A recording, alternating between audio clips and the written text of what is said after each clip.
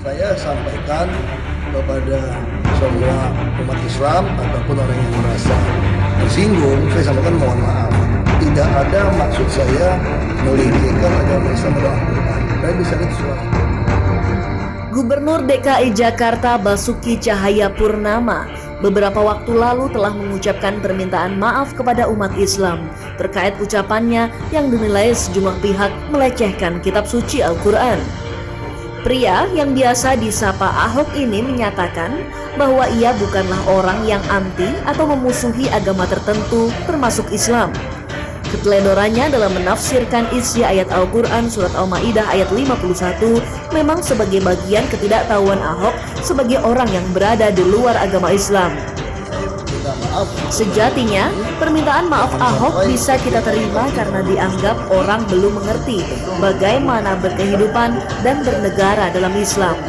Baginda Rasulullah SAW sendiri pernah memaafkan seseorang pendeta Yahudi karena menagih hutang secara kasar kepada Rasulullah, sehingga membuat Umar bin Khattab marah.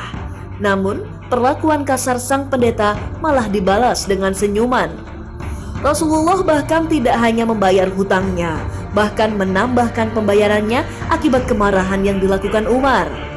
Sehingga sang pendeta tidak hanya sadar akan kekeliruannya, juga masuk dalam Islam. Seperti yang diriwayatkan dalam hadis yang diriwayatkan oleh Imam Muslim. Dari situ Rasulullah SAW mengajarkan sebagai orang yang pernah tersakiti, kita dilarang pula bersifat angkuh dan egois, karena keegoisan kita akan menanamkan dendam di hati kita.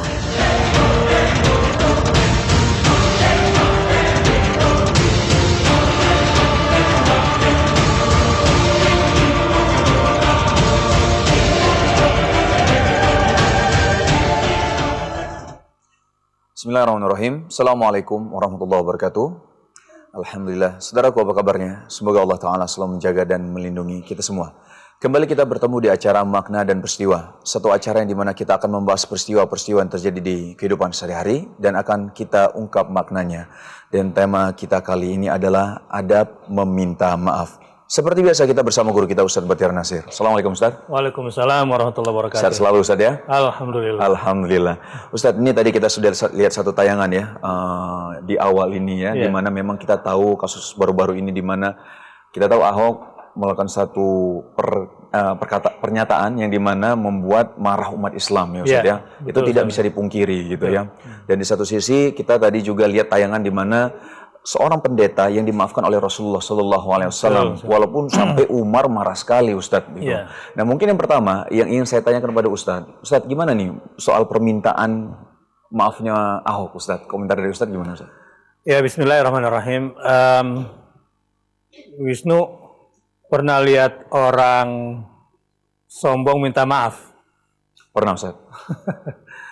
Maaf gitu aja marah kan gitu. Ini orang sombong minta maaf. Kalau orang minta maaf itu sungguh-sungguh, biasanya dia mengakui kesalahan, kemudian mencari kebenaran, bukan mencari pembenaran.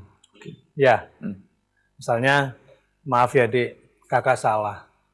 Tolong kasih tahu kakak harusnya bagaimana. Kalau ada kata-kata kakak yang menyinggung adik, gitu, kakak minta maaf. Tapi kalau orang mencari pembenaran, biasanya dia tutupi kembali maafnya itu dengan dalih-dalih, alasan-alasan yang pada akhirnya sebetulnya ini menunjukkan bahwa dia tidak merasa bersalah. Nah ini. Nah jadi orang yang merasa bersalah biasanya minta maafnya tulus, kemudian mencari kebenaran. Orang yang sombong itu biasanya minta maafnya enggak merasa bersalah dan biasanya mencari pembenaran terhadap apa yang sudah dilakukannya. Apa yang dilakukan Ahok tentu orang bilang cuma Ahok yang tahu gitu ya. Ini beredar di rumor-rumor seperti ini. Tentu kita sebagai komunikan bisa menangkap antara yang tulus dengan yang sombong, antara yang merasa bersalah dengan yang tidak merasa bersalah, atau antara yang mencari kebenaran dengan yang mencari pembenaran. Rasulullah SAW memang pribadinya disinggung, pribadinya. Bahwa Umar marah itu juga bukan sesuatu yang salah di mata Rasulullah SAW. Ya, sahabat marah ya karena kecintaannya kepada Rasulullah SAW. Tetapi Rasulullah sebagai orang bijaksana, ya wajib memaafkannya. Begitu. Tapi bukan serta-merta kemudian perlakuan Umar ini salah. So, kalau tidak ada yang bersikap seperti Umar, ini akan jadi masalah terus ke depan. Semena-mena Ustaz ya. Betul. Ustaz, kalau misalnya tadi kan balik lagi, ini diri Rasulullah SAW yang disinggung. Betul. Ini kan ayat suci Al-Quran. Iya. Ini kitab suci umat Islam. Betul. Kita pasti wajar ya Ustaz ya, merasa tersinggung. Ini sedikit Ustaz, soal adab-adab meminta maaf, Ustaz boleh sedikit sampaikan nggak Ustaz? Tadi kan sedikit udah Ustaz sampaikan bahwa kita memang harus tulus, ikhlas. Ada lagi nggak Ustaz?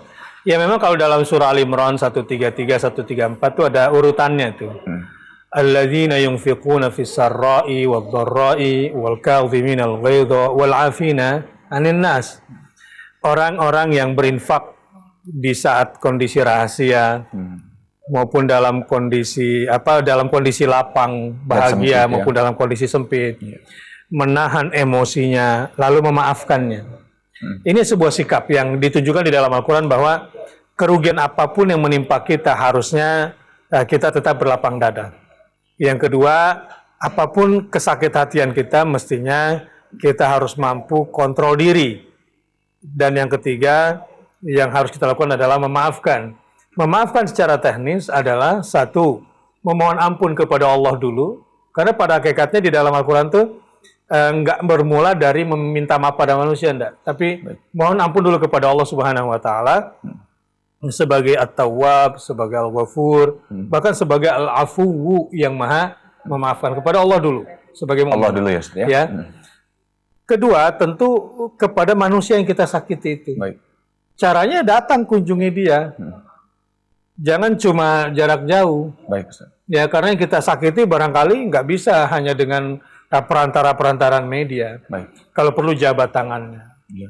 Lalu kelihatan bahwa orang yang betul-betul minta maaf itu karena ada kasih sayang pada dirinya. Baik. Kemudian ada penghormatan pada dirinya. Kalau ada yang dirugikan ya ganti barangnya. Ya. Baik Ustadz, ini kita akan melihat satu tayangan bagaimana ada beberapa ungkapan-ungkapan permintaan maaf gitu ya. Ada dari gestur, ada dari perkataan gitu ya. Ini dari beberapa negara, kita lihat ya Ustadz ya. Mari saudaraku, kita saksikan bersama-sama. Ini dia.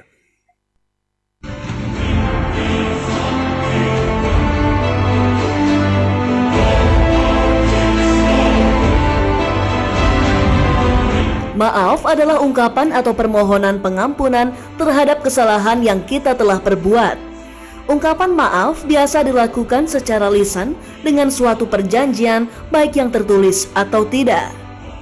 Di negara yang mayoritas beragama Islam, terdapat waktu untuk melakukan permintaan maaf secara bersamaan. Biasanya dilakukan pada Hari Raya Idul Fitri atau Lebaran. Di beberapa negara memiliki tradisi berbeda dalam meminta maaf. Seperti di Indonesia misalnya, hanya perlu bertemu langsung kemudian berjabat tangan. Akan tetapi, jika kita melakukan kesalahan kepada orang yang lebih tua, bisa ditambahkan dengan mencium tangan dan kaki mereka sebagai rasa hormat kepada mereka. Di Jepang sedikit berbeda. Selain kita harus menunduk, yaitu benar-benar menjadi siku antara kaki dan badan menyiku sekitar 90 derajat, itu adalah tanda kita menyesal secara mendalam. Orang Jepang memang dikenal memiliki tradisi meminta maaf yang cukup kental. Bahkan, tidak sedikit orang Jepang yang masih memegang tradisi kuno menggunakan harakiri atau bunuh diri jika melakukan kesalahan yang cukup besar. Berbeda di negara Cina, tradisi meminta maaf rakyat negeri Tionghoa dilakukan dengan cara mengundang orang yang disakiti ke rumah sebagai tamu. Kemudian dengan ucapan tertentu disertai tawaran minum teh. Meminum teh tidak hanya dilakukan sebagai pelengkap bersantai, tapi bisa merelaksasi otak. Sehingga diharapkan orang tersebut mau memaafkan kesalahan-kesalahan kita. Permintaan maaf paling banyak justru dilakukan oleh orang Inggris.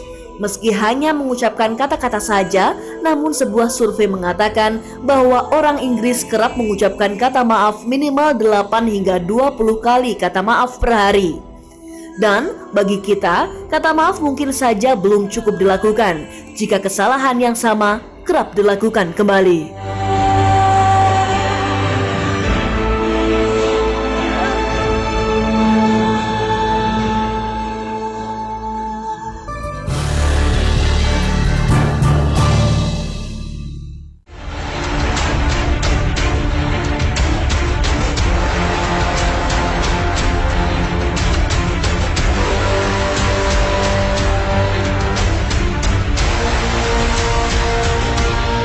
Memaafkan seseorang yang bersalah kepada kita biasanya sangat sulit dilakukan, karena sebagai manusia yang memiliki perasaan, ada keinginan dan kemampuan untuk membalasnya. Memang sebuah kewajaran bila seseorang menuntut haknya dan membalas orang yang menyakitinya. Bentuk kesalahan yang biasanya kita terima ada kalanya berupa cercaan, pukulan, perampasan hak, dan lain-lainnya. Namun, alangkah mulia dan baik akibatnya bila dia memaafkannya. Allah Subhanahu wa Ta'ala berfirman dalam Al-Quran, Surat Asy-Syura ayat 40, yang artinya, "Dan balasan suatu kejahatan adalah kejahatan yang serupa. Barang siapa memaafkan dan berbuat baik, maka pahalanya atas tanggungan Allah.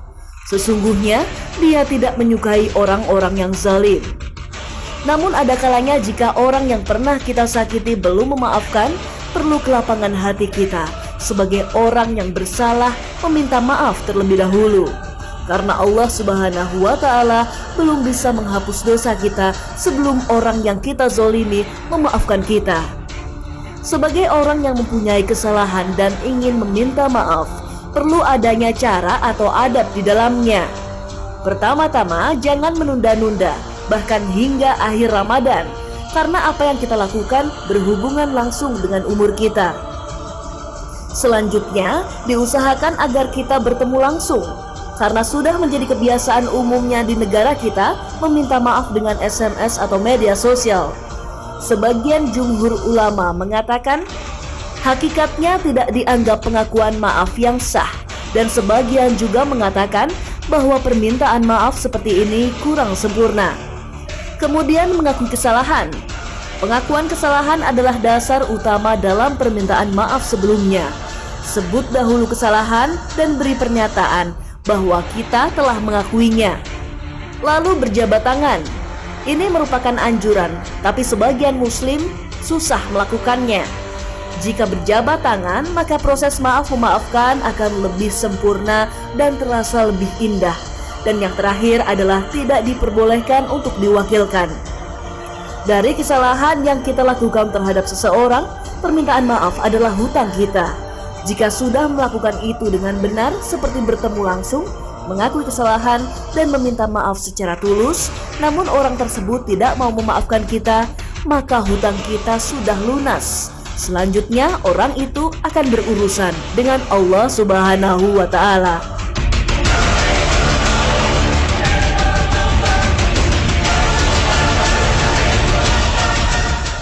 Baik saudara, kita kembali di makna dan peristiwa. Tadi kita lihat tayangan ya, bagaimana ada sedikit Ustaz ya, kalau misal di umat Islam ini ada hari Raya Idul Fitri, di mana kita memang terbiasa maaf-maafan, ya? saling memaaf-maafkan. Nah ini Ustaz, pertanyaan nih, kalau misalkan ada orang punya kesalahan, dia Idul Fitrinya nih misalnya tahun depan nih gitu, dia pikir ya udahlah mungkin tahun depan aja lah, biar enak gitu suasananya, situasi kondisinya pas gitu. Itu gimana Ustaz? Ya kalau hidupnya sampai Idul Fitri. Nah itu dia. Kalau tiba-tiba meninggal di tengah jalan, berarti kan kita masih ada beban dosa. Oke. Maka sebaik-baik minta maaf ya pada waktunya. Pada waktu yang sudah. Pada waktunya. Jadi ketika kita membuat kesalahan, langsung. Ya sudah. langsung, itu yang terbaik. Tapi kalau misalnya lihat kondisi bisa nggak Ustaz? Tapi dalam arti nggak lama gitu. Misalnya kayaknya nggak tepat nih hari ini nih. Dia lagi agak ini nih. Besok deh gitu. Saya kira itu bagian dari strategi yang dibolehkan di dalam agama. Oke. Karena agar tidak menimbulkan kemungkaran yang lebih besar. Kadang-kadang kita melakukan amar ma'ruf tidak dengan cara yang ma'ruf. Baik. Artinya maunya berbuat baik tapi bukan pada waktunya yang tepat. Atau sebaliknya, nahi mungkar tapi dengan cara yang menimbulkan kemungkaran lebih besar. Lebih besar jadinya Ustaz ya. Ustaz, kasih tahu dong Ustaz, apa sih keutamaan dari minta maaf dan memaafkan Ustaz? Ada hadis yang luar biasa yang selama ini jadi pegangan umat Islam sebetulnya. Mana qasad shadaqatun min malin wa ma zadallahu 'abdan bi'afin illa izzan. Kalau ada orang bersedekah, maka tidak ada yang berkurang darinya, tetapi tidak ada yang berkurang dari hartanya. Dan tidak ada orang yang bertambah kemuliaannya kecuali memaafkan orang lain. Illa izzan wa ma tawadda'a ahadun lillahi illa rafa'ahu Allah. Orang-orang yang berendah hati, maka kan ditinggikan derajatnya oleh Allah Subhanahu wa taala. Dan orang-orang yang memaafkan itu adalah orang-orang yang dicintai oleh Allah Subhanahu wa taala, karena orang-orang yang memaafkan orang lain itu berarti sebetulnya sedang memintakan ampun untuk dosa-dosanya sendiri. Jadi jalan untuk mendapatkan ampunan Allah itu dengan memaafkan orang lain. Dan jalan untuk mendapatkan cinta Allah juga dengan memaafkan orang lain. Fa idzal ladzi bainaka wa bainahu adawatun ka'annahu waliyyun hamim. Itu ketika kejahatan dibalas dengan kebaikan, maka yang terjadi antara kita dengan dia itu seperti saudara yang sangat-sangat dekat sekali hubungannya. Masya Allah. Jadi bisa merubah situasi itu, memaafkan itu. Makanya berat sekali memaafkan seseorang Ustaz ya. Tapi ganjarannya dicintai Allah Ta'ala. Masya Allah. Baik Ustaz, kita break dulu sebentar ya. Saudaraku jangan kemana-mana karena kami akan kembali setelah yang satu ini. Tetap di Makna dan Peristiwa.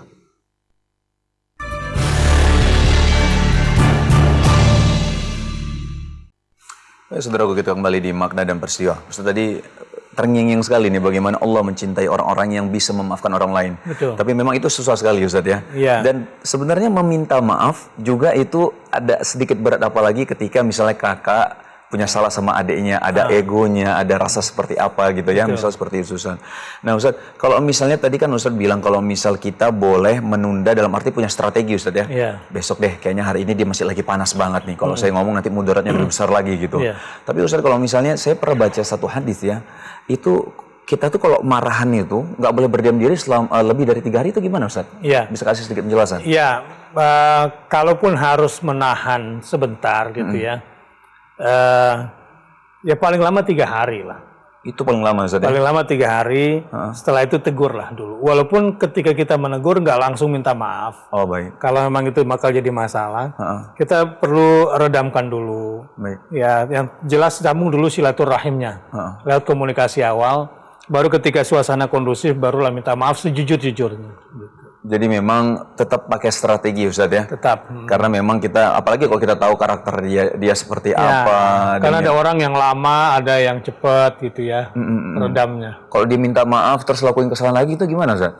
Terus kayak gitu. Itu kalau bagi orang tetap harus ada sanksi. Harus ada sanksi Ustaz Harus ada sanksi. Kalau nggak ada sanksi maka dia akan terus seperti itu. Tetap, jadi biar kapok lah, efek jerah lah Ustaz ya. Ustaz, minta kesimpulan dong untuk hari ini Ustaz. Ya kalau dilihat dari tema sebetulnya katakanlah Ahok nih, ya, dia tuh minta maaf atas apa sih? Kalau minta maafnya atas kegaduhan yang dia lakukan, ya ini bukan substansi.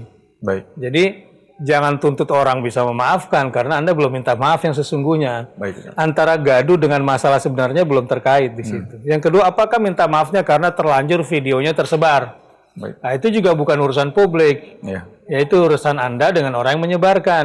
Baik. Nah, kecuali minta maafnya atas penistaan terhadap orang-orang ustadzkah, ulamakah, khatib-khatibkah yang membacakan surat Al-Maidah dalam konteks politik, dalam tafsir kami, dan itu benar. Nah, kalau itu Anda minta maaf, mungkin umat juga akan memaafkan, tidak ada yang salah. Tapi karena dia nggak minta maaf sejujurnya, jadi ini ramai terus. Dan ini akan terus bermasalah selama dia melakukan seperti itu. Untuk itu, kepada seluruh muslimin dan muslimat, tentu kita harus menjadi orang yang bijaksana dalam hal ini. Bahwa marah dibenarkan selama itu di dalam kebenaran. Baik. Tetapi memaafkan tentu lebih baik. Tapi bukan berarti setelah dimaafkan Ahok ini jalan kasus hukumnya berhenti, ya tidaklah. Tetap jalan ya. Kasus hukum harus terus berjalan. Apalagi yang dilukai sudah terlalu banyak. Sebab kalau ini dibiarkan, wah emosi nasional udah nggak bisa dibendung. Baik Ustaz, terima kasih ya Ustaz ya. Ustaz, balik lagi adalah memang hati-hati sekali kita ketika dalam berbicara Ustaz ya. Lidah itu lebih tajam daripada pedang ya Ustaz ya. Ya, saya sendiri, kita juga nih. Iya, kita juga harus hati-hati sekali Ustaz ya. Mulutmu harimau. Mulutmu harimau. Baik Ustaz. Ustaz, sekali lagi terima kasih Ustaz. Sama-sama. Saudaraku, tidak terasa kita sudah di akhir acara. Insya Allah apa yang disampaikan Ustaz Bakhtiar Nasir ini bermanfaat untuk kita semua. Amin. Jangan lupa untuk saksikan terus makna dan peristiwa setiap Senin sampai Jumat pukul 9 pagi. Akhir kata saya Teguh Wisnu undur diri. Assalamualaikum warahmatullahi wabarakatuh. Waalaikumsalam warahmatullahi wabarakatuh. قول معروف ومغفرة خير من صدقة يتبعها أذى والله غني حليم قول معروف ومغفرة خير من صدقة يتبعها أذى والله غني حليم قول معروف ومغفرة خير من صدقة يتبعها أذى والله غني حليم